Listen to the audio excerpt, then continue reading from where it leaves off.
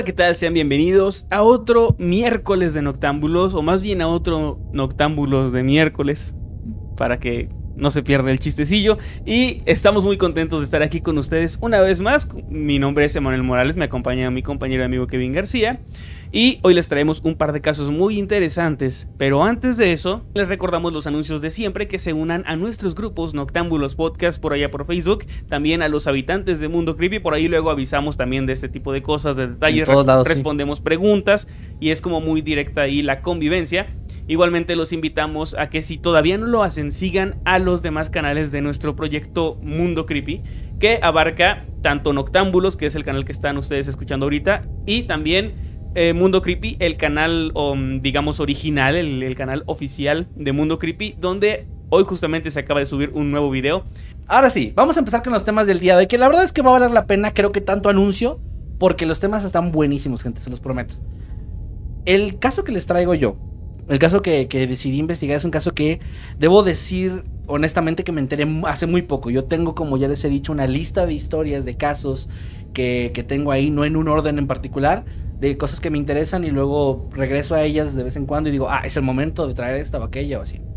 Este lo descubrí apenas hace muy poco, gracias a la recomendación de una persona que ahorita lo voy a mencionar al final. Pero me encantó, y les voy a empezar a narrar tal cual como lo escribí. Se dice que el crimen perfecto no existe. Esta afirmación se basa en la premisa de que si un crimen fuera realmente perfecto, entonces no podría ser catalogado como tal. Es decir, si una persona asesina a otra y no deja ninguna evidencia, ninguna pista, ningún indicio de que se trató de un asesinato, entonces técnicamente no hay crimen que perseguir. Tal vez por eso, a lo largo de los años, muchos criminales han intentado llevar a cabo su propio crimen perfecto. Es imposible saber si alguno lo ha logrado, pero sí tenemos registro de algunos que estuvieron muy cerca de conseguirlo, o al menos de pasar completamente desapercibidos como los perpetradores de ese crimen. El caso que les voy a presentar el día de hoy es uno que me pareció muy interesante, una historia que bien podría haber sido extraída directamente de su novela policíaca o de detectives favorita, pero es algo que realmente pasó. Un crimen que, de no haber sido por la arrogancia del perpetrador, probablemente se habría mantenido incluso hoy, 24 años después, como un misterio más sin resolver de este mundo. Hace 24 años, esto es a mediados de los 80 más o menos. En el año 2000, mi querido anciano. ¿Qué? La historia comienza el 10 de diciembre del año 2000 en Polonia. En aquel particularmente crudo invierno, 3 amigos, de los cuales parece que no se sabe su identidad, por más que busqué, me parece que los mantuvieron en anonimato o fuera del registro. 3 amigos que se encontraban pescando en una sección apartada del río Odra, o también conocido como río Oder, al suroeste de este país, hicieron un macabro hallazgo. Uno de ellos notó que en el agua, lejos de ellos, había un extraño objeto oscuro flotando a la deriva. A simple vista parecía ser una especie de tronco o una especie de bolsa o algo similar, pero la curiosidad los llevó a acercarse más para investigar, notando algo a su alrededor de este objeto, lo que parecía ser cabello.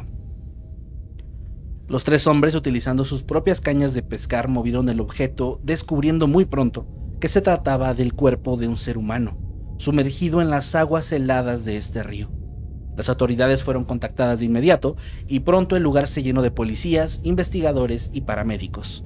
Los oficiales sacaron el cuerpo del agua, descubriendo que se trataba de un hombre que se encontraba semidesnudo, vestido únicamente con una camisa y con ropa interior, lo cual facilitaba la visibilidad de múltiples heridas que había en su cuerpo, heridas que parecían haber sido infligidas antes de su muerte.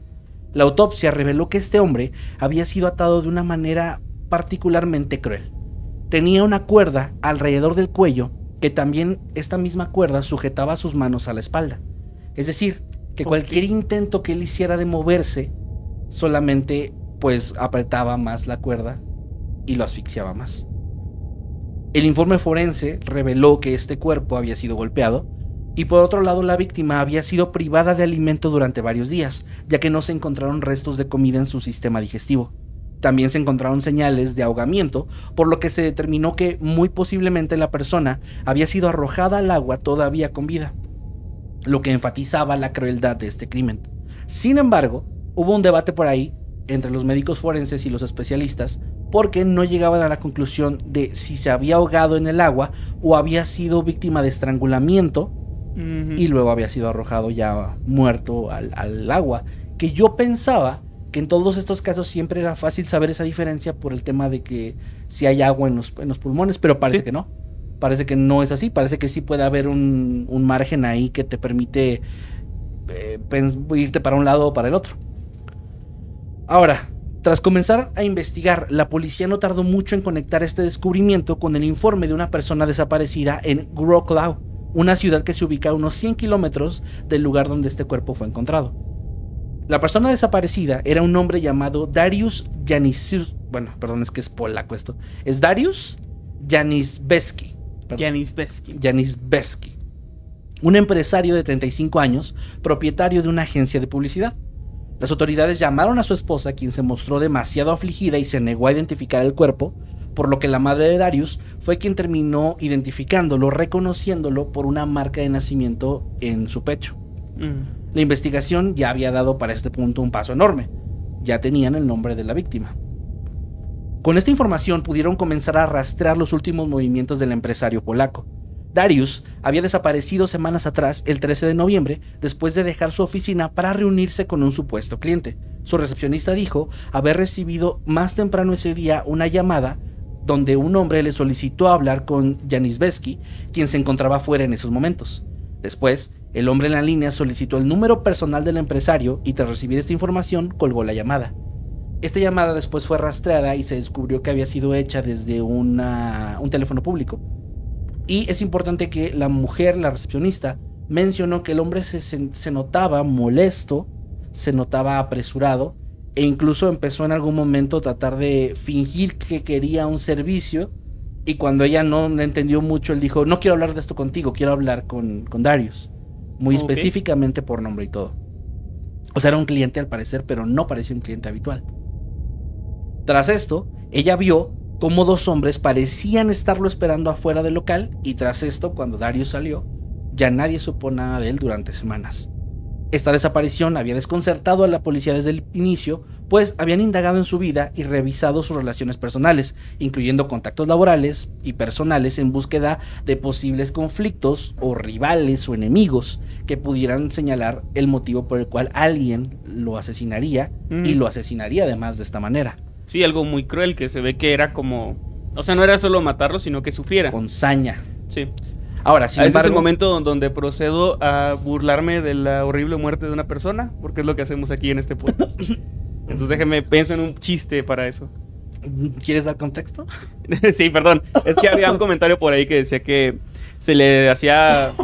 Que a una persona se le hacía hipócrita que narráramos las historias de Mundo Creepy como muy serias. Las historias de Mundo Creepy, sí. Cuando nos hemos burlado muchas veces de tragedias. No, y aparte me mamaba porque puso... Es como no hacemos eso cuando aquí. Todos hemos visto cómo se burlan, se mofan de cosas muy delicadas. Pero bueno, soy muy fan. Ok, chinga. Sí, es como bueno, no, o sea, entiendo que aquí hacemos chistes, no voy a decir que no. Pero nunca nos hemos burlado de, ay, ese güey sufrió mucho, qué gracioso. Güey, ya nos han acusado, una vez un comentario nos acusó de que nos burlamos de bebés, me acuerdo de eso, de que ustedes se ríen de bebés muertos y yo pues, no recuerdo una sola vez en mi vida. ¿Cuándo? De haber visto la foto de un bebé muerto, afortunadamente, y menos de haberme reído. Nunca me he reído con el gore, no soy pendejo. No soy así. Pero bueno, continuamos con el relato, perdón por esa breve pausa. Perdón. Sin embargo, Dariusz era una persona respetada y querida. Sus compañeros, amigos y familiares, o incluso socios de negocios, lo describían como una persona pacífica, un hombre dedicado a su familia, su negocio e interesado de hecho en hobbies bastante sanos o bien vistos como la música, cosa que hasta enseñaba incluso música a niños de pronto. Como un pasatiempo, o sea, alguien como que todo el tiempo además estaba ocupado en muchas cosas. Clásica persona chida del barrio, ¿no? Y no tenía como tiempo para tener enemigos ni siquiera. Ahora, su matrimonio había pasado por algunos momentos complicados, como todos los matrimonios, o muchos, pero se había llegado a fortalecer y estaban en ese momento en un muy, muy buen momento, pues él y su esposa estaban en proceso de adoptar a un hijo. O sea, estaba como en una de las etapas más buenas de su vida, o sea, en una etapa pues donde no había realmente algo malo. A sus 35, sí, por ahí. No manches. Sí. No había deudas, no había enemistades conocidas y el análisis de su situación financiera no revelaba nada que pudiera ser sospechoso. El hallazgo de su cuerpo, más que dar respuestas, provocó que surgieran muchas más dudas que parecían en ese momento imposibles de esclarecer. Se habían enviado equipos de buceo al lago, así como grupos de búsqueda en los bosques cercanos intentando encontrar cualquier indicio que pudiera encaminar a las autoridades hacia él o los responsables de este crimen, pero no había nada. A pesar de los esfuerzos, la investigación se topó rápidamente con callejones sin salida. Quien sea que lo había matado no parecía haber cometido errores, no parecía haber dejado ninguna de estas cosas que alguien amateur tiende a hacer. Y esto lo cuento y lo explico porque se sospechaba que no había sido víctima de alguien como una especie de asesino serial o un criminal experimentado. Por la hazaña que tenía, la forma en la que lo habían matado, el modus operandi de cómo lo habían matado, parecía que era algo personal. Y normalmente en estos casos de ataques personales, de asesinatos por motivos personales, las personas no piensan, los criminales no suelen pensar demasiado en los detalles y tienden a cometer errores muy de principiante. Sí, porque se dejan llevar por su ira, claro, o su odio, ¿no? Entonces dejan rastros de ellos mismos, de pelo, de sangre, de lo que sea. Aquí no era el caso. Tras 6 meses sin obtener avances, este caso fue cerrado, dejando el crimen sin resolver y creando una leyenda en los medios polacos que empezaron a llamar o denominar este crimen o este caso como un crimen perfecto. Más adelante regresaremos a por qué de repente hicieron eso y bueno, solo pónganle un pin a esta parte de la historia. Las autoridades, al ser cuestionadas, simplemente declararon que habían sido incapaces de identificar a los responsables porque no había testigos, no había pistas y no había indicios y le habían dedicado ya mucho tiempo a este caso sin avanzar nada. Tenían que seguir adelante. El caso parecía estar destinado a ser guardado en un archivero de forma permanente, pero en esta historia hay un héroe, alguien que lo cambiaría todo. Y es que sí, la neta sí lo considero así. 3 años después, en 2003, el detective Jacek Grobleski, de ahora en adelante voy a decir Jacek para no regarla, del departamento de policía de Breslavia, revisaba casos antiguos cuando encontró de pronto el archivo del asesinato de Dariusz Janisbski.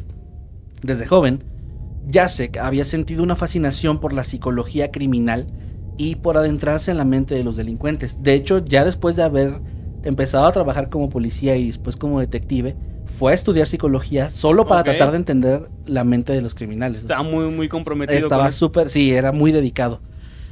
Esta inclinación lo llevó a un profundo interés en el caso de Dariusz, especialmente en el modo meticuloso y sádico en que había sido tanto torturado como asesinado.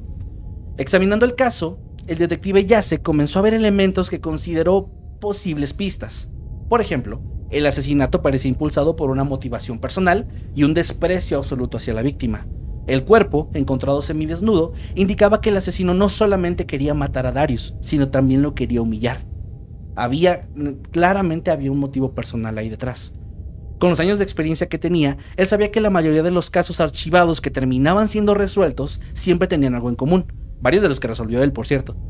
Un detalle menor que había sido pasado por alto en la investigación inicial, y en este caso, ese detalle, buscando meticulosamente, lo encontró cuando indagó en una nota entre los archivos. Una nota en la que decía que el teléfono celular de Dariusz no había sido recuperado. En aquellos años, la tecnología de rastreo telefónico no era muy avanzada, y menos en Polonia, que al parecer sí era un país que en ese momento estaba bastante atrasado tecnológicamente a comparación de otros países cercanos, y la policía contaba con escasos recursos. Sin embargo, Jacek tuvo la idea de rastrear el teléfono de Dariusz mediante el número de serie del equipo, un método que era algo reciente en esa época, y a través de un especialista en telecomunicaciones de la policía, alguien que era, en varias fuentes lo mencionan como una persona de nuevo ingreso, y de un ticket que consiguió con la esposa de Dariusz, el detective pudo obtener el número de serie, rastrearlo en internet y encontró el teléfono en un sitio de subastas en línea llamado Allegro. No manches, algo tan sencillo, o sea, es como, o sea, fueron unos cuantos clics. Pero toma en cuenta que, pues claro, primero, pues el tipo de telecomunicaciones seguramente alguien bastante, no digo experimentado, pero sí informado para la época. Entonces, si hoy en día mucha gente tiende a cometer errores al dar información personal en internet, me imagino que en esa época, pues alguien que a lo mejor no sea tan conocedor de cómo funciona el internet en el año 2000, tomemos en cuenta que cuánta gente tenía internet en México, en Latinoamérica. Sí, pues Germán y poco más. Ojalá fuera broma, pero Ger Dunkel, Ricardo Segura, te quiero mucho, Ger, nos dijo una vez que... En el 97, güey. Él empezó a usar internet en el 98. Nunca se me va a olvidar, güey. El 98 en la oficina de su papá. Yo nunca usé internet en la oficina de mi papá. Porque mi papá nunca ha tenido una oficina. Bueno, por dos. Y además, yo tuve internet. Yo tuve mi computadora en casa hasta 2006. Yo más o menos 2006, 2007. Internet 2008, por ahí. Yo y 2009. Güey, te lo juro que nada más era porque mis papás hicieron la cuenta de que gastaba más yendo al cibercafé. Sí. Y dijeron, no, pues ya mejor pagamos internet. Sí. Y nada más. O sea, no era Y qué bueno que ya no eran las fechas donde en el recibo venía el historial de búsqueda. Nah, eso nunca pasó así. No sé. De llamadas sí, pero... No, había como una leyenda urbana de eso. Bueno, lo que... Era, supongo, para asustarte. Es que es cierto que tu modem tiene todo tu historial. Ah, eso sí. Por si no sabían, vayan a borrar. Y no importa No lo si pueden usaste borrar. incógnito. No lo pueden borrar, por cierto. Eso es algo que la compañía de teléfonos tiene como... De hecho, si usan incógnito y ven algo ilegal, por ejemplo, no están protegidos. La policía llega con, no sé, Telmex o Easy y le piden tu historial y ahí viene todo absolutamente. O sea, lo que hayas buscado no importa. El incógnito es solo para que tu mamá o alguien así, pues no se dé cuenta en el momento. Sepan que hay alguien ahí de Telmex o la compañía de donde ustedes vivan. Que sabe hay un todos cabrón sus fetiches. que sabe todos, exacto, sus fetiches más Todo. cabrones, lo sabe. Ese fetiche que tienes con los vasos rosas. Oye, Lo sabe un señor de Telmex, eso. Bueno, continuamos con la historia. Pero dejemos de burlarnos de las tragedias. Sí. El teléfono ya había sido vendido en esta página, Allegro, en una subasta. Algo que es bastante común en sitios como Amazon y así también. Pero la publicación todavía estaba disponible para ver. Ahí se descubrió que el teléfono se puso a la venta apenas 4 días después de la desaparición de Darius. No manches, El vendedor había utilizado un alias que era Chris, así como Chris en... Darius Killer se puso. Darius Killer. Bien culero. No, Chris B7. Chris así, C-H-R-I-S. Y lo estoy explicando ahorita, van a ver por qué. Y con esta información los investigadores pudieron rastrear al usuario, a quien pronto identificaron como Christian Bala, pero Christian con K-R-Y. Ah, listo. S-T-I-A-N. O sea, camuflándose. Lo que pasa es que esa es la variante polaca del nombre Christian. Ajá. Que aquí en México es sin la H muchas veces. O con la H, pero sí. Bueno, muchas pero veces. normalmente sí es sin CR, la- ¿no? En inglés, en los países anglosajones es como Chris. Christian. Christian. Chirristian. Y bueno, este es Christian Bala, un escritor y fotógrafo de 30 años. Este hallazgo pareció inusual inmediatamente, pues, porque alguien que había cometido un crimen tan perfecto, tan meticuloso, se arriesgaría vendiendo el teléfono en línea, el teléfono de la víctima, bajo un seudónimo que además contenía una variación de su nombre. A lo mejor estaba usando la pestaña en incógnito y no había visto Noctámbulos y no, No estaba había bien visto. informado. No. Ya, ojalá que haya visto Noctámbulos, que ya aprenda. Ya ahorita ya se y informó. sepa algo más. Bueno, aunque no sé por qué me interesa que sepa algo más, Pues no. pero bueno. Algunos investigadores teorizaron que Bala podría haber encontrado el teléfono tirado en alguna parte y que por eso lo había vendido, como para sacar dinero. Pero el detective Wroblewski quiso indagar más en la vida de Christian antes de dar un siguiente paso. Descubrió que Bala había publicado recientemente una novela titulada Amok, A-M-O-K, que había pasado realmente desapercibida, excepto por algunos círculos literarios selectos. Amok es un término de origen malayo que describe un estado de furia incontrolable, en el cual una persona se comporta de manera extremadamente violenta. Ahorita van a ver por qué es relevante. Esto captó la atención del detective, quien rápidamente se hizo de un ejemplar y al revisar su contenido quedó completamente impactado. La historia de Amok seguía a un protagonista llamado Chris, ¿Ok? como el nombre de usuario, Chris. Hay autores que de repente se autoinsertan en sus Pues historias. de hecho, prácticamente todos hacemos eso la primera vez que escribimos, ¿eh? Ah, bueno, la primera vez sí. Bueno, ahorita vas a ver por qué digo eso. Bueno, Chris, en la historia... Como yo en mi primer relato. Hola, soy Emanuel y estoy escribiendo una creepypasta. Es un clásico. Sí. La historia de Amok seguía a un protagonista llamado Chris, un intelectual sin moral que vivía en una espiral de promiscuidad, violencia y desprecio por la sociedad.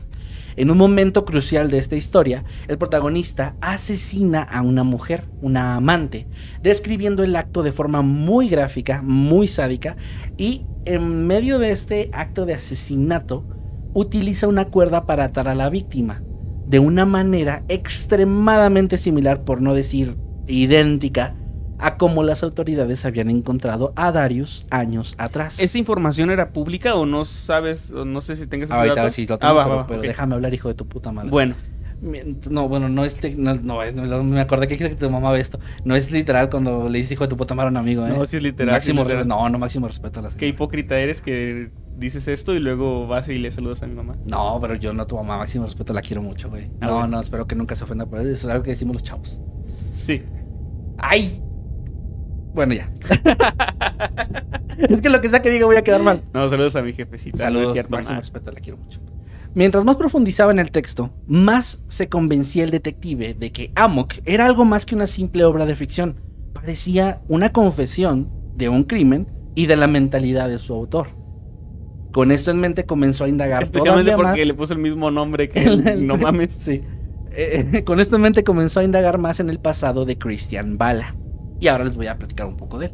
Christian Bala nació en Polonia en el año 1973. Desde joven él había mostrado interés en el estudio de la filosofía y las letras, áreas que pronto influyeron en su vida personal y profesional. Se casó con su novia de secundaria, Stanislawa, o Stasia de ahora en adelante. ¿Stanislao? Stanislawa. Que, Es como Stanislao, pero en mujer. Stanislawa, sí, así se escribe con W. Stanislao. Pero en todos lados también la identificaban como Stasia, como más fácil. Stasia. Entonces le voy a decir Stasia de ahora en adelante. Y ambos comenzaron un negocio de limpieza que resultó lamentablemente ser un fracaso, ya que Christian no era bueno en los negocios, por lo que No terminó, era bueno limpiando. no, por lo que terminó gastando casi todo el dinero en inversiones que no dieron rendimientos y pues el dinero se perdió. Ujú. Aunado a esto, su matrimonio había resultado bastante tormentoso, Malditas lo que habichuelas condujo mágicas. a un divorcio en 1999. Esto, según contaría Stasia, se había debido principalmente al comportamiento obsesivo de Christian, así como sus episodios de celos. Además, ella sospechaba que, además de ser extremadamente celoso, él había tenido un amorío con otra mujer. Tras esto, Bala se declaró en bancarrota en el año 2000 y continuó con su vida académica y creativa, enfocándose principalmente en la escritura. Salió de Polonia argumentando que estaba deprimido y que necesitaba buscar inspiración en otros lugares, y en 2013 publicó su primera novela, Amok. El detective Jacek rápidamente se dio cuenta de los paralelismos claros que había entre la vida de Christian, el personaje de ficción, y Christian, el autor. Ambos compartían un pasado problemático, con fracasos empresariales, relaciones fallidas y una visión bastante nihilista de la vida. Además, tanto el personaje como el autor utilizaban el apodo de Chris, el mismo que empleó en el sitio para vender el teléfono, digo, por si no les quedó claro. Sí, ya él, o sea, vaya. Pero una similitud, por más inquietante o exacta, no era una prueba suficiente para acusar al escritor. Debido a esto, Wroblewski decidió que su única oportunidad de resolver el caso era seguir investigando más el contenido de la novela y encontrar algo ahí. El detective se convirtió casi en un crítico literario, obsesionándose y compilando cada detalle de Amok que pudiera conectar a Bala con el crimen de Darius. Para él, los patrones de comportamiento del protagonista de la novela, su desprecio por la ley y su falta de remordimiento eran realmente señales o proyecciones de la psique del autor. Además, una búsqueda en la historia de Christian reveló algo más inquietante. Apenas un mes antes de la desaparición de Darius, Christian había intentado comprar en línea un manual de procedimientos policiales sobre métodos de ahorcamiento y cómo diferenciar entre suicidios, asesinatos y accidentes. Okay. No sabía que existía ese tipo de cosas. Iba a decir eso de qué publicación tan extraña. Está muy o sea, que se permita vender algo así, pues bueno, como manual de asesino, pues Sí. está raro. Pero bueno, no hizo la compra, pero sí encontraron en su historial que había buscado y había estado interesado en varios sitios buscando esto. Jacek estaba convencido de que pues esto había sido parte de este plan que había hecho Christian para matar a Darius. De hecho, la investigación del detective también arrojó luz sobre el motivo que habría llevado a Christian a cometer un crimen tan violento. Y es que hasta ese punto, un gran problema que tenía el detective es que no había forma de conectarlos. Sí, el móvil. Ellos no tenían ninguna relación aparente, no tenían familiares, amigos en común, nada. No parecía que siquiera Christian conociera a Darius. Que eso hacía que fuera un crimen perfecto en un inicio. Así es. Que no tienes cómo te conecten con una víctima, ¿no? Así es. Como mencioné antes, para el año 2000 la vida de Bala se encontraba en ruinas. Su negocio había quebrado, su matrimonio se había derrumbado y estaba profundamente resentido hacia Stasia, de quien sospechaba además que ella lo había engañado a él, por lo que se mantenía, a pesar de que ya no eran pareja, observándola, hablando con ella, acosándola y acusándola también con amigos y familiares de que era infiel y de que había sido infiel con él y de que estaba teniendo un amorío con alguien más. A pesar de que ya no estaban juntos. A pesar de que ya no estaban juntos. En entrevistas, amigos de Stasia recordaron que poco antes del asesinato de Darius, ella había conocido a un hombre en un club nocturno, con quien había salido un par de ocasiones. Ese hombre lo rastrearon rápidamente la información y entre preguntar con personas, con amigos y así, terminaron dándose cuenta que ese hombre era Darius Janisbski, que estaba casado, por cierto. Aunque solo fue un encuentro breve, Christian se enteró de esto al parecer y en un ataque de celos y paranoia empezó a pensar que Darius era el responsable de su fracaso matrimonial. O sea, más allá de pensar que solo su exmujer estaba teniendo un amorío, que no es un amorío porque es su exmujer, él pensaba que ella conocía a Darius desde antes y que él había provocado que se separaran, ¿no? Que él había estado desde antes ahí en su vida. No su personalidad toda culera. No eso. Seguro es este güey que trata bien a mi ex. Ajá. Ok. La investigación de Jacek parecía develar que Vala, en un ataque de celos e ira, terminó entonces planificando el asesinato de Darius. Y esto ya daba un motivo. Finalmente, y tras años de investigaciones que no daban resultados muy claros, la policía finalmente pudo arrestar a Christian Vala en septiembre del 2005. Recuerden que esto se empezó a investigar en 2003, se tardó 2 años, Jacek en poder juntar toda la evidencia. Cuando él regresó a Polonia, después de haber pasado un tiempo en el extranjero en países como Corea del Sur e Indonesia, todavía sigue en su tour escribiendo y haciendo cosas. Durante el juicio que empezó en 2007, los fiscales presentaron un conjunto de pruebas circunstanciales que incluían detalles de la novela Amok. El caso se volvió extraño cuando se descubrió que Christian, mientras vivía en el extranjero, había estado enviando correos electrónicos anónimos a programas de televisión polacos, describiendo el asesinato de Darius Janisbski como un crimen perfecto. Ah, ok. Esto es lo que les dije hace rato que se acordaran. Esto terminó teniendo repercusión, es como ponerte güey. tú mismo un apodo. Bueno, lo han hecho algunos asesinos seriales. Y acá él fue el que impulsó que le pusieran a su caso el crimen perfecto. Muy irónico porque no lo era. No. Bueno, por eso es que el crimen tal vez lo podía hacer, pero el asesino no era perfecto, digamos. Bueno, no es que nadie somos perfectos. Por eso me ponía la maestra 9 en vez de 10. Pero ¿quién es perfecto en esta vida? Nadie es perfecto en el mundo. Sí. Bueno, qué guapo te ves con ese corte. También se presentaron registros de llamadas que mostraban cómo Christian Vala había monitoreado el caso desde diferentes partes del mundo, accediendo a páginas de internet sobre crímenes sin resolver, sobre este caso, y se había obsesionado. O sea, él estaba muy al tanto de la investigación que se estaba llevando a cabo, o al menos de la parte pública de la investigación. Este patrón reforzó la teoría de que no solamente había cometido el crimen, sino que también seguía con la atención cada nuevo avance en la investigación desde fuera. Aún así, durante el juicio, Christian insistió en que Amok era solamente una obra de ficción y que cualquier parecido con el crimen era coincidencia. Defendió que los detalles de su novela coincidían con el asesinato porque él se inspiró de este caso para escribir la historia de Amok. Justo eso iba a preguntar hace un rato cuando te pregunté lo de la información. Justamente, ese es el punto. Él dijo que en informes policíacos que había estado investigando porque él tenía interés en el caso y se había basado en eso. Sin embargo, había varios detalles específicos del caso que no se habían hecho públicos para el momento en el que él escribió el libro de Amok, y de hecho tardaron varios años más en volverse públicos. Por lo que este conocimiento solo podía provenir de alguien que estuviera involucrado, del perpetrador o uno de los perpetradores, si es que hubiera más de un asesino. Vala incluso alegó que la policía estaba malinterpretando su historia, su libro y lo que él decía, y que su novela estaba siendo utilizada como un arma en su contra, mientras sus abogados intentaban desesperadamente invalidar las pruebas argumentando que Amok era un libro de ficción y nada más, y no podía ser utilizado como prueba.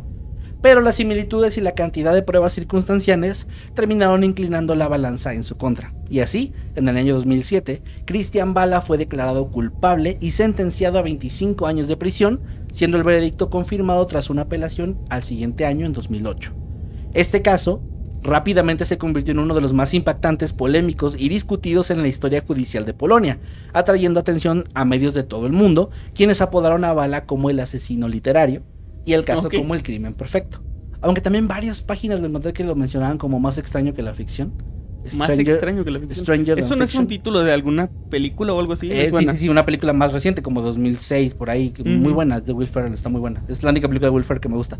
Pero... A mí la de Guerra de Papás. Sí me da risa. bueno, esa está buena. Sí está buena. No, entonces la segunda película que más me gusta. No, están buenas las dos. Pero esta no es comedia, pero X, me estoy desviando bien cabrón. No sé si sea una cita de algo más, pero sí varios artículos que leí tenían ese título. Ok. En prisión, Bala empezó a trabajar en un segundo libro. Bueno, realmente ya lo había empezado, pero lo siguió escribiendo ya en prisión. El cual estaba tentativamente titulado como The Perdón. Lyric. Pensé que se iba a ver Chris va a la cárcel.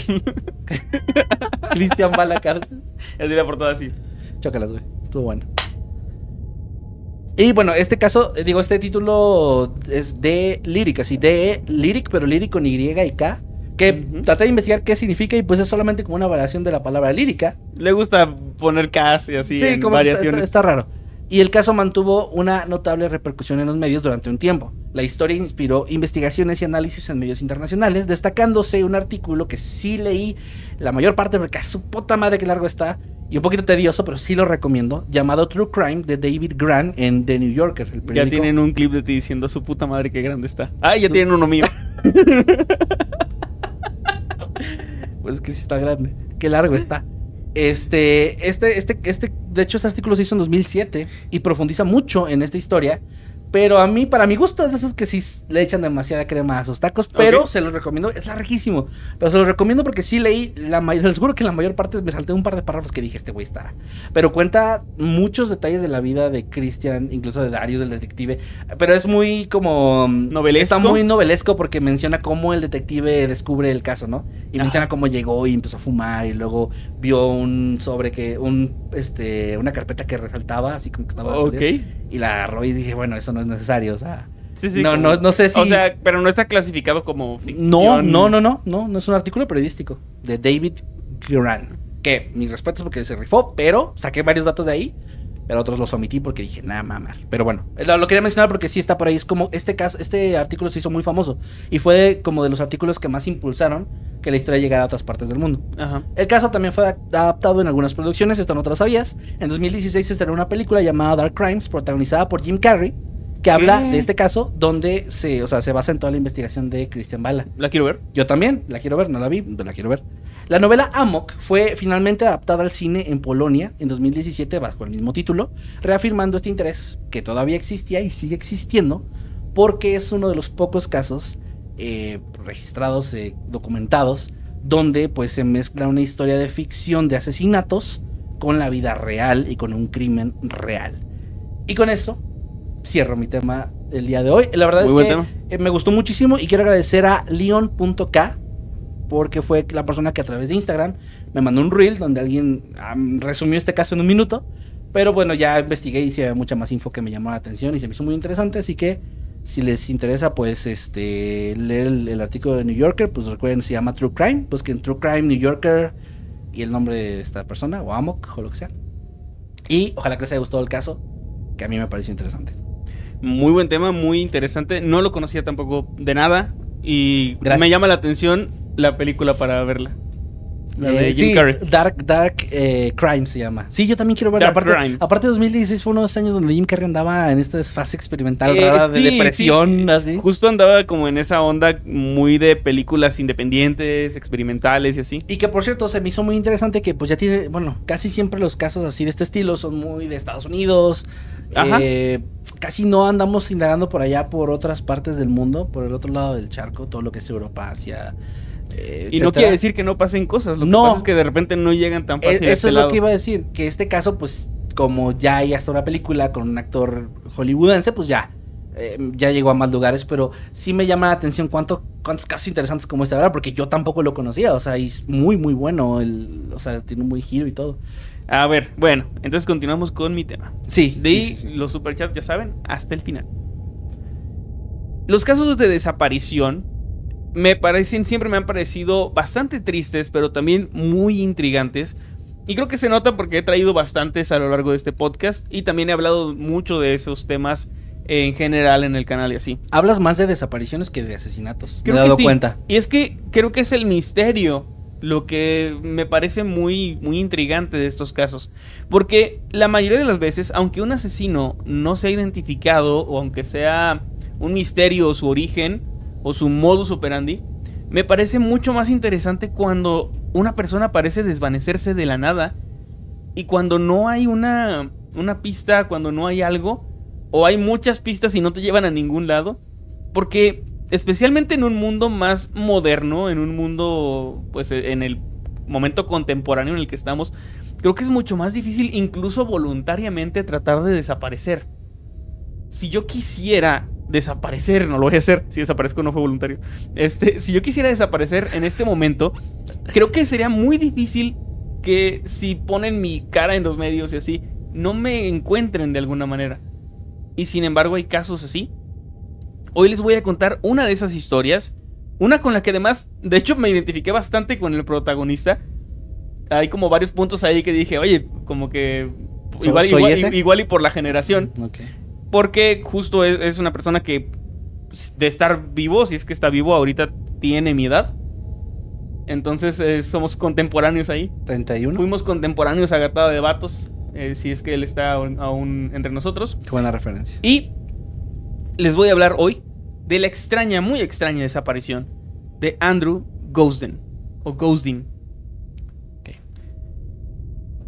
Andrew nació el 10 de julio de 1993. Es unos meses apenas más grande que yo. Yo soy de noviembre. De hecho, curiosamente, nada que ver con esto, pero el 10 de julio es cumpleaños de mi hermana. Ah, no manches. Es así como que bueno, pero 2 años antes. Y él era muy conocido, era conocido cariñosamente con el apodo de Ru, R-O-O, por su familia. Como Quintana. Andrew es como Ru, nada más como la última sílaba de su nombre, ¿no? Ru, ok. Sí pasa. Él nació en Bailby, en un suburbio que está ubicado, en Doncaster, en South Yorkshire, esto en Inglaterra. Ah, mira, hoy no trajimos nada de América. Nada gringo, ¿eh? No, pues de América en general. Ajá. Hoy ninguneamos nuestro continente, muy bien. Sí. Sus padres, aunque eran cristianos bastante comprometidos con su religión, eran bastante liberales en realidad. Más adelante igual vamos a ver qué tanto. Porque ellos decidieron no bautizar a sus hijos, queriendo que cuando ellos crecieran tomaran sus propias decisiones espirituales. Lo que se me hace extraño en una familia cristiana, pero lo respeto bastante. Mira. Es como, bueno, tú decides cuando crezcas en qué quieres creer o si quieres creer, y lo vamos a aceptar y respetar. Y bueno, su familia lo describía como un niño pues de casa, un niño que disfrutaba mucho de estar en su hogar, no salía mucho, no muy sociable. Rara vez salía sin avisar a dónde iba. Y aunque ya tenía tiempo que no estaba asistiendo a la iglesia, que tampoco lo obligaban a hacerlo ni nada, se veía como pues un joven bastante, digamos, bien portado, feliz, que estaba contento con su vida en general. Ok. Él había sido miembro de los Boy Scouts en algún momento de su infancia, pero tenía muy poco tiempo que había dejado de participar en esta organización. Ya se había salido, se había retirado de los Boy Scouts, pero mucho tiempo estuvo ahí. Estaba empezando a entrar en la adolescencia. En este momento, en el momento de su desaparición, tenía 14 años. Entonces, estaba como en esta etapa de transición donde de repente hay hobbies que ya no te llaman, que ya no te gustan. Él en su momento pues sí asistía a la iglesia con su familia y de repente ya no asiste. Estaba en los Boy Scouts y ya no le gusta. Entonces es esta etapa donde empieza de transición, ¿no? Comienzas a escuchar otra música que él también más adelante lo veremos más a fondo, pero le gustaba mucho el punk rock y el metal y así. Era como que, pues, obviamente también era por la época. Ya vieron lo que dices de que te identificabas, ¿no? Tú eres muy eras muy de punk rock en esa época y todavía. Todavía. Mi playlist no ha cambiado, solo se van agregando cosas. No, pero sí sigo escuchando rolas del 2007. Solo se agrega lo que sacó Allison, lo que sacó Blink, lo que sacó Pepe. Sí, pero en mi playlist ahí encuentras rolas del 2005, 2006, 2007. Sí. Ahí andan todavía. Andrew era un muy buen estudiante, bastante bueno, en el instituto de Macaulay, como Macaulay Culkin, supongo. Okay. No sé si se escribe igual, Macaulay. No. Que era un instituto católico, de hecho. Formaba parte de un programa para alumnos dotados y talentosos. O sea, sí era como muy listo, tenía muy buenas calificaciones, al punto de ser sobresaliente. Su rendimiento en matemáticas era bastante sobresaliente, de hecho, y tenía proyecciones encaminarse a estudiar en Cambridge, que no es cualquier cosa, es una de las universidades pues más chidas que tiene Europa, incluso no diría solo Inglaterra, Europa, que está ahí con Oxford y así, ¿no? Estas universidades que son el Harvard de allá, ¿no? Y incluso más cabrones y más antiguas.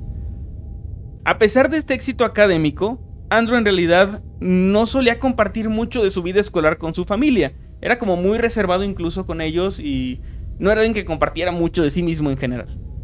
Okay. No parecía tampoco buscar mucho la compañía de amigos fuera de clases, ni disfrutaba pues de salir tanto. ¿Qué pedo eres tú? Aunque no era un solitario, solo prefería estar en su propio mundo y se relacionaba en la escuela con un grupo pequeño de amigos. Sí, ya sí, que sí. llega la parte en la que abres su canal de terror con su mejor amigo. A lo mejor lo hubiera hecho si no hubiera desaparecido. Nadie lo describía en realidad como un chico deprimido, ni nada de que diera acoso escolar o estuviera pasando por problemas graves en la escuela.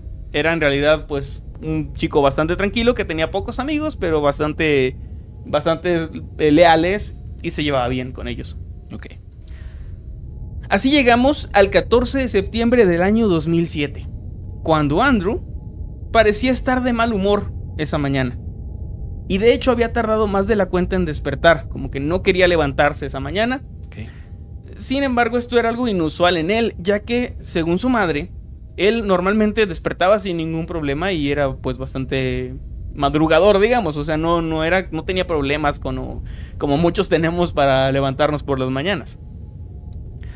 A eso de las 8:05 de la mañana salió con rumbo a la escuela como siempre. De hecho tenía muy poquito de haber entrado al ciclo escolar. Tenía unos 8 días desde que había iniciado este nuevo ciclo. Sus padres no lo sabían, pero esa sería la última vez que lo iban a ver. Y es que Andrew de hecho jamás llegó a la escuela. Cuando Andrew no se presentó, los maestros intentaron contactar con sus padres, que es una regla muy de Europa y también de Norteamérica, de si un niño falta se contacta inmediatamente con la familia, algo que me parece muy bueno porque aquí no se hace, en México no. No, en las escuelas públicas no. No se suele hacer algo así. Falta un niño y al otro día si no va pues ya preguntas o algo, pero normalmente ni siquiera se contacta a nadie. Pues hay que tomar en cuenta que en las escuelas públicas de México hay 52 alumnos por salón.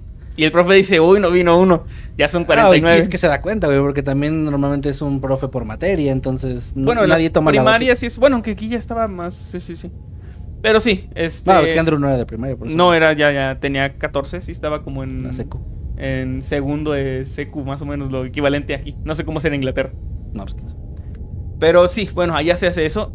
Los maestros trataron de contactarse con sus padres, pero había un error en el número de teléfono, así que no pudieron dar aviso, no pudieron preguntar qué pasaba. Ay, qué mal que solo te puedes dar cuenta de repente de esas cosas en momentos así. Sí, güey. O sea, cuando ya es el momento de usar ese teléfono, estaba mal, había un número mal. Chingado. Así que su desaparición no fue notoria hasta mucho más tarde ese día. De hecho, hasta en la noche, cuando sus padres volvieron de trabajar. Ellos en un inicio creyeron que estaba en casa, pero al no encontrarlo, pensaron que tal vez podría estar con algún amigo y que se habría quedado hasta tarde. Así que llamaron a varios de sus amigos y al hacerlo se enteraron de que de hecho Andrew ese día no había asistido a clases.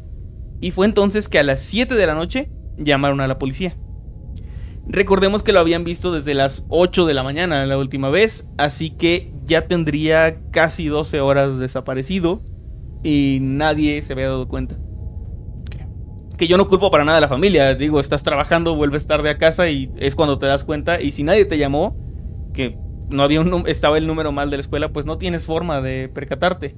Ahora, era 2007, si bien ya había teléfonos móviles, era raro que todo el mundo tuviera, ¿no? O sea, sí lo sabía, pero no todos lo tenían, ni tampoco estaba todavía tan fuerte la costumbre pues de llamar por teléfono inmediatamente, que es lo que haría cualquier padre ahora mismo. Si no encuentra a su hijo en casa, le llama a su teléfono. Sí. Él no tenía un teléfono. La familia comenzó a buscar por el vecindario, recorrieron la ruta que él hacía hacia la escuela.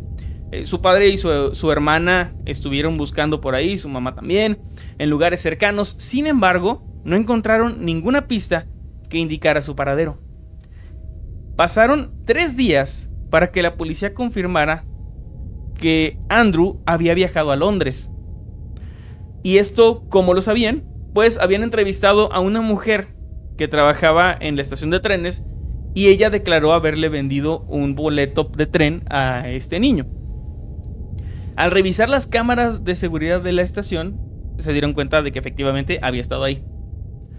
Fue con esta información, junto al peritaje que se hizo en su casa, a los testimonios de testigos como el reverendo Alan Murray, que era amigo de la familia, y a grabaciones de las cámaras de seguridad de algunos vecinos, que esto sí, 2007 aquí en México era súper raro, si es que alguien lo tenía, allá parece que ya era como mucho más común. Sí. Porque yo no me acuerdo haber visto cámaras así caseras, digamos, de seguridad en casas hasta hace 10 años o menos. No, y todavía no, o sea, no todos los vecinos. No todos tienen. No todos tienen. Común. Ahora ya hay como cosas más accesibles, como esos que se... Un perro. Sí, no, pero hay cámaras que se ponen como en las, ¿cómo se llama esto? ¿Como timbre? No, en donde va el foco. Ah, en el socket, pero Ajá. es como... Sí, bueno, lo pones ahí y ya tienes tu camarita y no se sabía conecta eso. con el teléfono. Entonces como mucho más accesible. Pero en estos tiempos era todo un equipo que tenía que llegar a instalarte alguien Sí, profesional. De hecho, bueno, perdón por interrumpir la historia, pero yo conocí a una persona por esos años, Ajá. un amigo de mi papá que era técnico bueno, ingeniero en sistemas básicamente, y ganaba un dineral instalando cámaras de seguridad. O sea, claro. era amigo de mi Y era papá, más de negocios, y ¿no? o sea, vivían en un lugar bien chido y todo porque les iba muy bien, porque él hacía toda la instalación, güey. Y ese era el tema, que yo en ese tiempo quería estudiar ingeniería en sistemas, y me acuerdo que le pregunté varias veces más o menos cómo era, y sí medio me explicaba que era un pedo, o sea, Sí. y era, obviamente le trabajaba a gente de mucho dinero, y en casas muy grandes. Y digo que Entonces, principalmente eran negocios eso, ¿no? negocios, pero O también sea, casas, pero Sí. casas también, no Sí, cualquier sí. casa. Pero, o sea, sí, vaya, lo que iba es que sí era muy caro. Era Ajá. muy poco accesible. Bueno, pues allá había un par de vecinos que tenían cámaras. Ujú. Entonces, así es como pudieron reconstruir estos últimos momentos, los momentos previos a su desaparición. Al parecer, Andrew jamás subió al autobús escolar. En lugar de eso, se había dirigido a un parque local llamado Westfield Park. Y él esperó ahí a que su familia dejara la casa, a que su hermana se fuera a la escuela, a que sus papás se fueran a trabajar. Ok. Esto obviamente fue completamente planeado por él, Ujú. al menos esta parte. Luego regresó a su casa, dejó su uniforme en la lavadora, se quitó su chamarra y la colgó en el respaldo de una silla. Esto porque se encontró así en la casa, es una reconstrucción de todo. Ujú. Se cambió la ropa, se puso una camiseta negra de la banda Slipknot, se puso jeans oscuros, una bolsa de lona decorada con muchas pegatinas de bandas que a él le gustaban.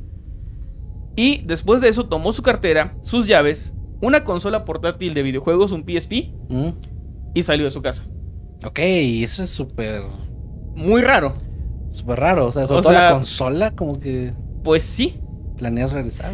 no llevaba el abrigo, lo había dejado en la silla, ni tampoco llevaba un cargador para su consola. Ujú, está Eso raro. te indica que no estaba planeando estar mucho tiempo fuera. O sea, mínimo iba a volver ese mismo día, porque las noches en Inglaterra son bastante frías, como para no llevar un abrigo, algo que te cubra. Y la batería de estas consolas, especialmente en aquellos años, no es que te durara todo el día. No. Entonces, esto indicaba que sí planeaba volver, al menos en un inicio. En su cuarto tenía alrededor de unas 100 libras en efectivo que había acumulado de ahorros, de regalos que le habían hecho de cumpleaños en efectivo y así. Él los había estado juntando. A lo que yo también hacía en aquella época. Cuando eres un preadolescente no tienes muchas fuentes de ingreso más que tu cumpleaños y lo que te dan para gastar en la escuela. Que ahorras. ¿Sí? Que puedes comer como que algo más baratito Al- y juntas 2-3 pesitos al día. Hoy como, pero no bebo. Ajá. Punto. Yo sí llegaba a juntar así como en la semana, como que, no sé, 3-4 pesos al día. Y el fin de semana ya tenía para una entrada del cine que costaban 30 pesos, costaban 25 pesos. Y que el cine sin te quedaba, palomitas ni te nada. quedaba caminando a tu casa, entonces ya te ahorrabas Sí, el yo transporte. iba casi cada fin de semana al cine a ver alguna película yo solo, porque me gusta mucho el cine. Pero bueno, Y güey, qué bueno que no tocó la época de que alguien te grabe lejos y qué clase de bastardo eres, sí, ¿no? no, yo estaba bien a gusto, güey, viendo. Hay muchas películas Está bueno. que vi solo. Es una buena experiencia, vayan al cine solo si no lo han hecho. Yo fui a ver Avengers Endgame solo. ¿Y qué tal? Pues ya como mi tercera vez o cuarta que la había visto. Ajá. Chido. Me gustó, pero no, o sea, no he vuelto a hacerlo. Es como. Mm. Yo fui, una vez que fui a Ciudad de México y estaba esperando, no sé si te estaba esperando a ti o qué onda, me metí a un Cinemex a ver una película también en lo que esperaba, con palomitas y todo, había presupuesto, con palomitas y refresco, y no me acuerdo cuál era, güey, creo que era así, una de Deadpool o algo, Y ahí estaba bien, había como otras 4 o 5 personas, una parejita ahí copulando. Y pues nada más, entonces es como que estás a gusto ahí viendo una película. Bueno, en su cuarto tenía alrededor de estas 100 libras en efectivo que había estado guardando. Sin embargo, no se las había llevado. O sea, no se llevó ese dinero. Pero a las 8:30 AM hubo un registro de que Andrew se dirigió al cajero automático en una estación de servicio cercana y ahí retiró 200 libras, que era casi todo lo que tenía en su cuenta. De hecho, tenía, me parece, alrededor de 213 libras, pero el cajero ya ves que no te da esos 13. Entonces solo sacó las 200. Aquí es como medio raro porque él tenía dinero en su cuarto, pero no se lo llevó. Y si pensaba escapar, se hubiera llevado todo lo que pudiera, ¿no? Sí, claro. Entonces solo sacó esto que eran otros ahorros que él tenía en su tarjeta, porque tenía tarjeta a los 14 años, era Europa. También, güey, te acabo de decir. Era otra Europa. Yo también tenía, güey. Tenía la chinga. Vital Niños. No, yo no, eso era de ricos. No y de europeos. No tenía dinero. Bueno, pero lo tenías. No tenías 200 libras. No. Bueno, él sí. Era extraño esto, que no se llevara todo el dinero. Después de esto caminó hasta la estación de tren en Doncaster, donde compró un boleto de ida a Londres por 31 libras con 40. Okay. No sé si son centavos de libra, pero bueno, 31 con 40 libras. Ahora, solo compró boleto de ida. En estos lugares se puede comprar el boleto de regreso también. O sea, puedes comprar... Y le alcanzaba. Sí, le alcanzaba. Entonces también está raro que no pidió el boleto redondo, digamos, solo fue el de ida. Tal vez no sabía cuándo iba a regresar. Es muy probable que no supiera el horario, aunque no sé si... ahí ya tendría que estar yo en Inglaterra o así, pero no sé si puedes comprarlo como boleto abierto. No sé. Mucha gente hace eso cuando va a trabajar a otra ciudad, ¿no? Comprar ambos. Abordó el tren a las 9:35 de la mañana y llegó a la estación de King's Cross en Londres alrededor de las 11:20 de la mañana, unas hora y algo, casi 2 horas de camino. Ok. Y ahí fue captado por una cámara de seguridad mientras salía de la estación, que es una foto muy famosa de este caso. Si lo googlean lo van a encontrar. Él está con su playera de Slipknot y va caminando hacia afuera de la estación. Bastante tranquilo. Esto a las 11:25. Siendo la última vez que se le vio. Sí. De ahí ya no hay imágenes de él, ya no hay nada. Ok. Hubo avistamientos posteriores, pero lo veremos más adelante. Algunos testigos vieron a Andrew subir al tren solo. Esto para despejar las dudas de si alguien lo llevaba a la fuerza o algo así. Pero no, él subió por sí solo al tren. De hecho, una mujer declaró que se sentó junto a él y que él no hizo nada más que estar en silencio jugando con su PSP todo el camino. Estaba como muy atento a su juego. Okay. O sea, no, vaya, a ver, y obviamente vas a hablar, me imagino, de teorías y todo, pero eso está interesante porque no nada más se llevó el juego, sino que estaba jugando. Eso denota cierta tranquilidad. Sí. No se ve como que esté asustado, estresado, o sea, algo así. No, parece bastante tranquilo. Está raro, ¿eh? La familia, de hecho, cuando ya se enteraron de toda esta reconstrucción y todo lo que la policía había podido pues, recabar de pistas, viajaron a Londres y comenzaron a repartir muchos folletos en lugares que ellos sabían que podían haberle interesado a Andrew para visitar. Lugares como museos y exposiciones, ya que le gustaba mucho como pues conocer este tipo de lugares. Sin embargo, no tuvieron éxito en encontrar información o algún otro testimonio. Okay. Este caso se volvió bastante conocido, principalmente, claro, por ser un menor, que siempre se le da bastante foco, ¿no? Por la urgencia de encontrar un menor, pero también por la extrañeza del mismo. Llamó mucho la atención, pues, todos estos elementos. En un principio, por supuesto, la opinión popular era que él se había escapado de la casa. Era lo que todo el mundo decía de un adolescente, preadolescente. Probablemente tenía problemas, probablemente, no sé, se quiso ir de su casa por alguna razón. Okay. Sin embargo, más adelante veremos, yo no estoy de acuerdo con esa teoría, pero vamos a ver muchos... Este es de esos casos que sí tiene muchas teorías. Entonces, al volverse muy conocido, sus fotografías, así como imágenes de él saliendo de la estación y todo lo que había para que se viera la ropa que él llevaba, comenzaron a difundirse a través de los medios de comunicación. Sin embargo, aún así, nadie pudo dar una pista realmente útil. Pasó un año desde su desaparición. Un año sin saber absolutamente nada. Y en todo ese año se reportaron más de 100 supuestos avistamientos en todo el Reino Unido. 45 de estos solamente en Londres. Ahora, esto podría ser algo bueno y malo, porque mucha gente pues puede reportar por broma, puede reportar porque se confundió y vio a alguien muy parecido, o puede que sí sea él, pero esto de los reportes de avistamientos es bastante ambiguo, es muy difícil comprobar y tomarlo en serio, ¿no? Entonces, es muy complicado. Algunos testigos dijeron haberlo visto en un Pizza Hut, y esto muy cerca a la fecha de su desaparición.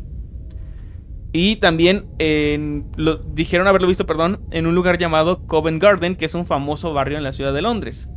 Dijeron haberlo visto por esos lares. También hubo informes de que Andrew estaba durmiendo en parques o en la calle, básicamente pues como un indigente, un niño sin hogar. Aunque ninguno de estos avistamientos se pudo confirmar. Eran pues solo personas diciendo que lo habían visto, pero sin ningún tipo de prueba. No le habían tomado una foto, no había nada que comprobara pues que fuera él, ¿no? En noviembre del 2008, ya a más de un año de su desaparición, un hombre intentó contactar con la policía de Leominster, alegando tener información sobre la desaparición de Andrew Gosden. Él les dijo esto a través del intercomunicador de la estación, ya que como era tarde, en lugar de frente a frente, la gente se comunicaba por el intercomunicador y luego ya te dejaban pasar o salía un oficial. Para cuando el oficial salió para tomar su declaración, el hombre ya se había ido. Ok. Más adelante, esto no lo incluí aquí, pero más adelante había información de que alguien había hablado a la BBC diciendo que era este mismo hombre y que tenía más info, pero tampoco llegó a nada. Bueno, ok. O sea, sí. Y tampoco se sabía si era el mismo hombre o no. Entonces todo está como muy confuso. Para el 2009, ya 2 años después, la familia publicó una imagen de cómo se vería Andrew en ese momento, ya que de los 14 a los 16 pues cambias un montón.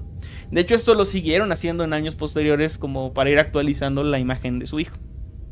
También solicitaron apoyo de la comunidad LGBTQ+, porque ellos tenían la sospecha de que tal vez Andrew podría haber sido gay o podría haber tenido una orientación sexual distinta.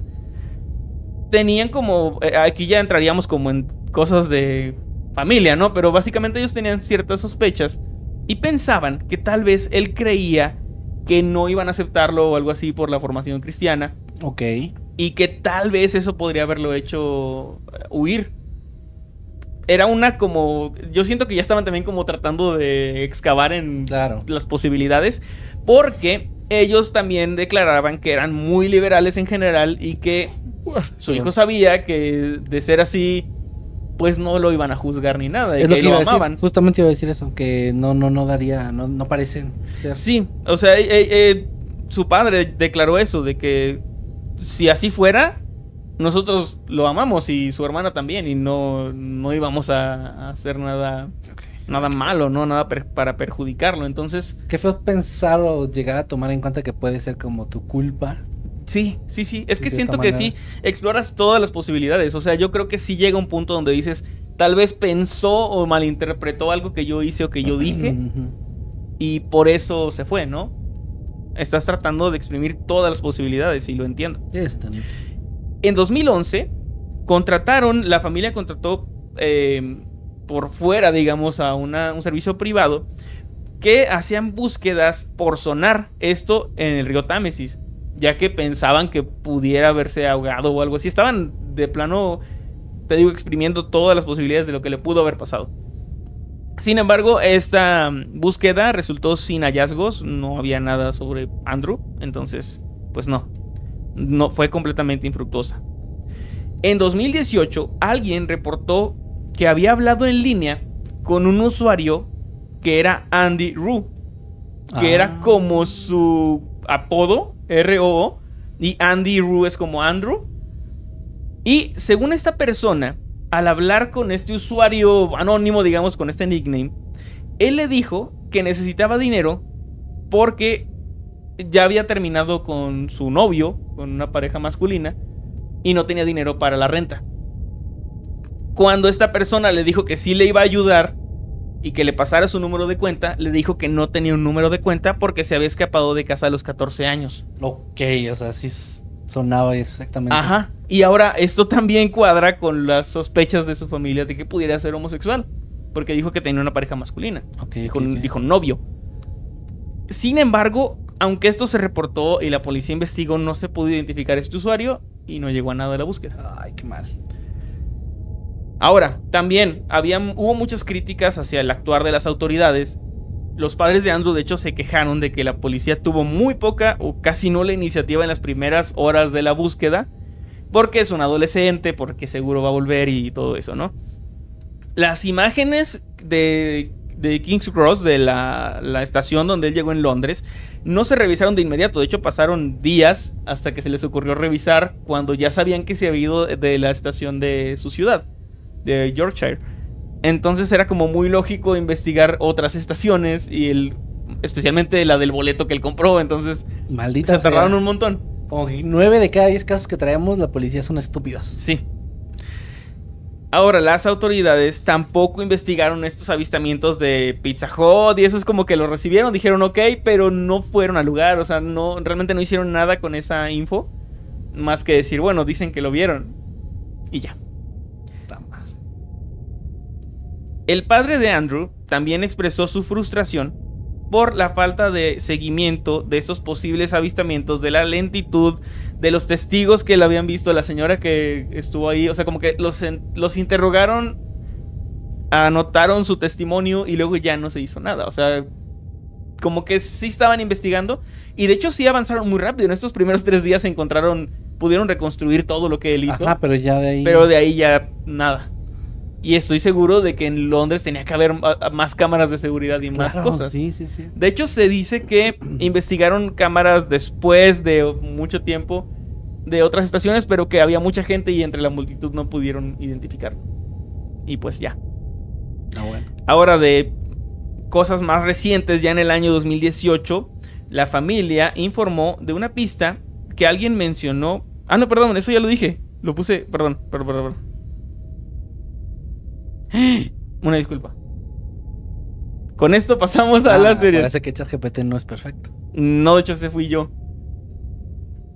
Porque ChatGPT sí es perfecto y no repetiría la información. No, es que lo puse para escribirlo y luego se quedó hasta el final sin que lo borrara. Yo también hago eso de que a veces copio y pego información y de ahí. Ajá, y es como que, okay. 2 fuentes, 3 fuentes y de ahí copio. Lo que pasa es que no siempre uso la cronología de cómo ocurrió, porque tienes que ir construyendo la historia. Yo te entiendo porque yo también investigo. La gente se va a burlar. Sí, porque no saben investigar. No, porque pones como que pineas, digamos, aquí está info y luego se te olvida borrar. Pero bueno, con esto vamos a las teorías, que son muy interesantes. En 2018, un usuario. En 2018 dijeron que un usuario llamado Andy Rue. No, a ver. Una de las teorías principales era que Andrew podría haberse escapado, pero no para siempre, o al menos no en su plan, sino que quería ir a algún evento de música que se iba a llevar a cabo en Londres ese día. Ya que como les dije, él era muy fan pues del rock, del metal y así de varias bandas de la época. Una de estas teorías que exploraron los padres es que había viajado a Londres para asistir a algún concierto o algo así. La familia dijo que tal vez esto era lo que lo había hecho ir sin permiso y no sé, que pensara regresar antes de que volvieran sus padres, tal vez. Ok. En esa fecha se iban a presentar 2 bandas, que era 30 Seconds to Mars. Muy bueno. Y una que yo no conozco, que es SIKTH, no sé si es SIKT o SIKTH, no sé. Porque la T es mayúscula. Sí. Entonces, no sé. Pero bueno, no la conozco, si la conocen, recomienden rolas. Estas 2 bandas se iban a presentar. De hecho, la banda SIKT iba a tener ese día su última presentación con el vocalista original, lo que lo volvía pues un evento importante si eras fan, ¿no? Sin embargo, no se encontró evidencia de que Andrew fuera fan de estas 2 bandas en particular. Aparte, para entrar pues necesitaba más dinero del que traía, ¿no? No sé cuánto costaría un boleto pues no llevaba entrar mucho en ese momento, pero probablemente... O sea, por lo que se sabe no llevaba tanto. No, eran 200 libras, le costaron 30 sobre el boleto. Entonces sí, no tenía más mucho comida. Además, fue en la mañana y estos eventos no terminan antes de las 7, 8 de la noche. De hecho, comienzan como a las 9 o una cosa así. Y no suelen ser para menores que van solos. O sea, no creo que... Seguro sí hay eventos o se podrá, pero no creo que sea lo más frecuente. Ok. Otra teoría era que él pudiera haber estado en una especie de cita con alguien a quien hubiera podido conocer en línea o algo así, y que se hubiera quedado de ver con esta persona en Londres. Eso pues suena más lógico, un preadolescente que conoce a alguien y se quedan de ver y resulta que tal vez pues no es quien dice ser, ¿no? Todos hablamos alguna vez con alguien de otra Con alguien así random. Sí, ¿no? ¿Tú no? No me acuerdo, pero seguro sí. No, yo sí, güey. O sea, no Así tengo a los- así como que el recuerdo, A pero... los 14 sí hablando con una morra de Ciudad de México de que, oh, hay que conocernos, pero nunca haces nada. No, o sea, bueno, he escuchado Sí. muchas historias de gente que... No viajas hasta allá, bueno, quién sabe, gente que sí. Pues que yo tenía familia en Ciudad de México, entonces dije, espera que vaya. Sí. Y el señor de 52 años del otro lado de la Está computadora. mi fotito en Matamoros y el señor es de la foto. No, sí era Sí. ella porque sí le pedí que me comprobara, o sea, así fue de que, no, a ver, mándame un audio. Ok. Esta teoría, sin embargo, no tiene mucho sustento. Y además, cuando sí se revisaron Sus cuentas. computadoras y así, y no Ok. había tenido interacción con nadie extraño, Pues, ni... qué raro, o sea, no le dijo a nadie, entonces también no fue como que... No, no, sus amigos tampoco tenían ni idea, o sea, no... De que estuviera, como te dije, no estaba deprimido, no estaba teniendo problemas en la escuela, ni Bueno, con lo bullying. deprimido, quién sabe, o sea... Bueno, no que él Que lo se dijera, sepa. no Ajá. que él lo expresara al menos. No que le hicieran bullying en la escuela, ni tenía problemas académicos tampoco de que fuera a reprobar o algo así. En sus registros digitales no se encontraron pues contactos raros ni nada de eso. Hay una teoría muy fuerte en internet sobre que pudo haber sido víctima de tráfico sexual infantil por su edad y pues por haber desaparecido básicamente. Claro, pero eso Algunos creen- resolvería porque ya no regresó, pero no a dónde fue. Exacto, ni cómo es que fue atraído ahí, ¿no? Ajá, ¿por qué fue ahí? Algunos creen que de alguna manera Andrew pudo ser víctima de una red de tráfico. Según sus padres, 2 días antes de su desaparición, Andrew había roto con su rutina normal. Él normalmente volvía a casa en el autobús. Sin embargo, esos 2 días anteriores, él caminó desde la escuela. Y no era un camino corto, era alrededor de 1 hora y 20 minutos Ay, cabrón. ok. desde su escuela a su casa, pero él lo hizo por gusto o algo así. Lo raro es que se los comunicó, o sea, les dijo de que no, caminé y al otro día también y luego desapareció. No es una pista como tal, pero algunos piensan que en este camino pudo haber conocido a alguien que de alguna forma lo convenció de irse a Londres y que pudo haber sido secuestrado por una red de tráfico infantil, pero Es que esto está muy, o sea, es se sostiene echar a volar en nada, la güey, o sea, imaginación. sí, Ajá. Sí. De hecho, esta sí fue una línea de investigación. En 2021 se realizaron detenciones de 2 personas siguiendo esta línea de investigación de tráfico de pornografía infantil y todo este rollo. A ver si no nos desmonetizan. Ya lo dije. Pero no hubo pruebas suficientes y los 2 arrestados pues fueron liberados. No encontré mucha más info de eso, pero... Ok, bueno. Pero no, parece que no llegó a nada. Otra teoría bastante rara es la del suicidio, que algunos creen que pudo haber sí estado deprimido sin decirle a nadie y que se haya alejado para ir a quitarse la vida a algún lugar alejado. Eso sí me parece un poco, o sea, está medio Pues es que complicado. tampoco tiene sustento como tal, No, pero pero pues, la actitud que tenía, el no Ajá. avisarle a nadie, todo eso cuadra con una persona que está y también si te quieres quitar la con una vida, tendencia suicida, sí. no esperas llegar vivo al final del día, pues no necesitas batería para tu PSP. Por eso lo decía. Ni lo del Y abrigo. por eso puede ir tranquilo jugando, porque muchas veces pasa eso, ¿no? Que una Eso persona... de que se ponen contentos. ¿no? Ajá, que están como se sienten liberados y están tranquilos. Y pues podría ser. Y hay gente que puede pensar de que por qué lo haría lejos. Hay gente que cuando toma la decisión de quitarse la vida, quieren alejarse para que no sus papás tengan que encontrar su cuerpo. Exactamente. O sufrir ese trauma, ¿no? Sí. Entonces así ha pasado, hay casos que ha pasado. Entonces... Estuvo hace tiempo trajimos, fue en un video de esta señora de Misterios sin resolver, ya me acordé, que había desaparecido y duró muchos años desaparecida y luego descubrieron que se había ido a quitar la vida a un motel, ajá. lejos de su casa y que su plan era básicamente desaparecer para que sus hijos sufrieran por su desaparición y no por porque su se había muerte. quitado la vida. Sí, lo hablamos. Lo que a mí me parece... Siento que lo comentamos, además que fue aquí en Octámbulos. Es que recuerdo que fue... A lo mejor también le hicimos video. Igual y también, pero había un video que hicimos de misterios sin resolver que ya fueron resueltos, creo que era así. Entonces, no sé, no es tan descabellado.